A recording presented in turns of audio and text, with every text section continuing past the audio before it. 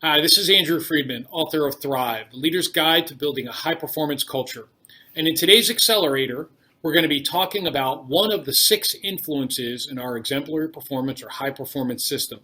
And that influence is rewards, recognition, and consequences. Remembering first and foremost that everything links back to the company's vision, your goals, your strategies, and your tactics supported by your organizational values. Rewards, recognition, and consequences is absolutely one of those critical influences that's external to the individual, meaning it's what the organization and leadership does to a person to either accelerate or decelerate their performance. Let's dig in. When we're talking about rewards, this includes but isn't limited to compensation.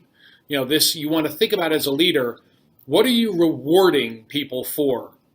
An easy example to use would be something like a call center. And, what are you rewarding or how are you paying your people using that compensation lever? If you're paying people or tying their incentives to shorter handle time, meaning compressing the amount of time that the call center reps are actually on the phone with, clients or potential clients, then you might be unintentionally incenting your reps to give worse service, to actually hang up on customers, to do things that might manipulate their handle time so that their metrics look better.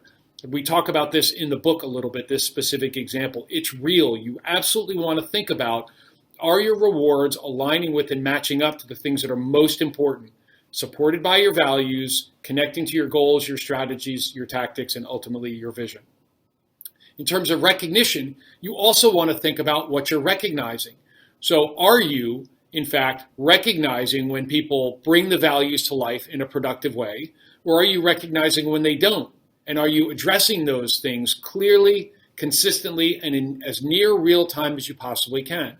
For example, if one of your organizational values has to do with change, being an ambassador of change, being a driver of change, being agile, those kinds of things, when you see people doing that in an unhealthy way, like pushing change, moving their own personal agenda in a way that doesn't align with the company's goals, strategies, vision, and values, are those things addressed? Do you tamp out those who actually squash the inspiration and the motivation of others?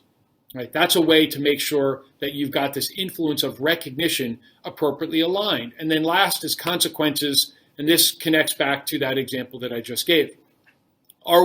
Do we have appropriate consequences? Or when you've got people who are, just using a sales example, absolutely producing high volumes of revenue, but they're toxic, they're organizational cancers or terrorists, they tear other people down, they bully, they intimidate, they use too much political sway in an unhealthy way, right?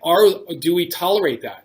And in fact, do we reward those people? Do we hold them up and say, look how amazing this person's production is. Look at how much revenue they've created. But in fact, they are tearing the moral fiber of your company apart. These are the things that you want to look for as a leader. This influence, this rewards, recognition, and consequences. Is it in appropriate alignment with your vision, your goals, your strategies, your tactics? And is it also in alignment with your organizational values? If you can do a gut check on these things, you will be on your way to accelerating progress towards this high performance culture that I know you can deliver.